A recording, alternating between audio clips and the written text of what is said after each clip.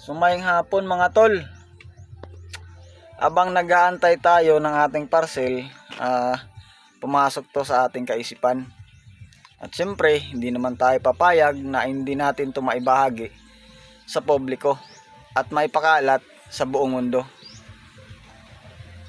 Ito ang katotohanan mga tol sa isang realidad sa isang tao sa buhay natin. Ito ay pawang katotohanan. At ito ang katotohanan. Ulap ang bumababa sa lupa at humahalik. Hindi po lupa ang umaakyat sa ulap upang makapiling niya ang kaulapan. So dun sa mga Facebook supporters natin at sa YouTube subscribers natin mga tol, maraming salamat sa inyo at sana patuloy kayong sumusuporta.